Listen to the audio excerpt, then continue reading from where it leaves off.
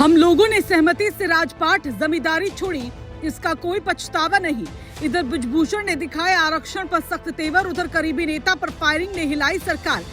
कौन है ब्रजभूषण सिंह के करीबी जिन पर किया बदमाशों ने हमला?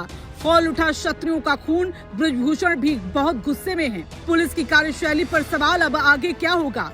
आरक्षण पर ब्रजभूषण के बयान से लखनऊ से दिल्ली तक सियासी भूचाल। योगी सरकार भी 2 मामलों से हो गई परेशान। अब क्या करेंगे आगे योगी? आई गोंडा से बहुत बड़ी खबर। हम लोगों ने सहमति से राजपाट जमींदारी छोड़ी, अयोध्या की धरती से निकला ये बयान जैसे ही गूंजा, सियासत का पारा अचानक बढ़ गया। ब्रजभूषण ने आरक्षण को लेकर जो तीखे तेवर दिखाए, उसने सिर्फ एक बहस नहीं छेड़ी बल्कि राजनीतिक माहौल में नई गर्मी भर दी है। उन्होंने साफ कहा कि स्वर्ण समाज ने सत्ता और संसाधन छोड़ दिए, लेकिन आज भी उसे बराबरी नहीं मिल रही। उनके शब्दों में दर्द भी था और चुनौती भी, और यही वजह रही कि ये बयान कुछ ही घंटों में चर्चा का केंद्र बन गया। ब्रजभूषण ने अपने भाषण में मंडल आयोग से लेकर कांचीराम तक का जिक्र किया और कहा कि व्यवस्था बदली जरूर, लेकिन असली लाभ जरूरतमंदों तक नहीं पहुंचा। उन्होंने पारंपरिक समुदायों का नाम लेते हुए सवाल उठाया कि आखिर क्यों लोहार, कुम्हार, बढ़ई और तेली जैसे वर्ग आज भी पीछे हैं।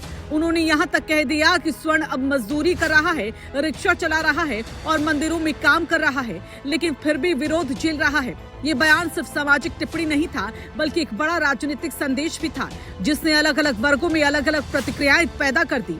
लेकिन इसी बयान के बीच एक ऐसी खबर सामने आई जिसने पूरे माहौल को और ज्यादा तनावपूर्ण बना दिया। गोंडा जिले में ब्रजभूषण शरण सिंह के करीबी माने जाने वाले भूपेंद्र सिंह पर जानलेवा हमला हुआ। रात करीब 10 बजे वो अपनी गाड़ी में बैठे थे, तभी उन पर गोली चल गई।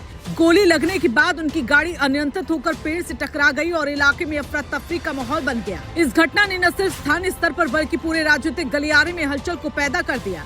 भूपेंद्र सिंह को तुरंत अस्पताल ले जाया गया, जहां प्राथमिक उपचार के बाद उन्हें बेहतर इलाज के लिए लखनऊ रेफर किया गया। फिलहाल उनकी हालत स्थिर बताई जा रही है, लेकिन इस हमले ने कई बड़े सवालों को खड़ा कर दिया, क्योंकि भूपेंद्र सिंह सिर्फ एक स्थानीय नेता नहीं बल्कि ब्रजभूषण के बेहद करीबी माने जाते हैं। उनकी पत्नी जिला पंचायत सदस्य हैं और इलाके में उनका अच्छा खासा प्रभाव है।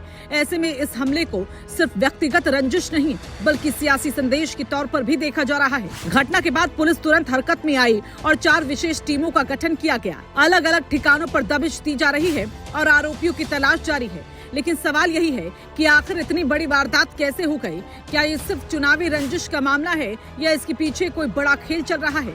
स्थानीय लोगों में गुस्सा साफ देखा जा सकता है और समर्थकों का कहना है कि अगर जल्द कार्रवाई नहीं हुई तो विरोध और बढ़ सकता है। अब इस पूरे घटनाक्रम को अगर जोड़कर देखें तो तस्वीर और भी दिलचस्प हो जाती है। एक तरफ ब्रजभूषण का आरक्षण पर सख्त बयान, दूसरी तरफ उनके करीबी पर हमला। ये दोनों घटनाएं मिलकर एक बड़ा सियासी संदेश देती नजर आ रही हैं। राजनीतिक जानकार मानते हैं कि ये महज संयोग नहीं हो सकता, क्योंकि जिस वक्त बयान से माहौल गर्मा था, उसी वक्त इस तरह की वारदात ने आग में घी डालने का काम किया है। सरकार के सामने अब दोहरी चुनौती खड़ी हो गई है। एक तरफ आरक्षण पर छिड़ी बहस, दूसरी तरफ कानून व्यवस्था को लेकर उठते सवाल।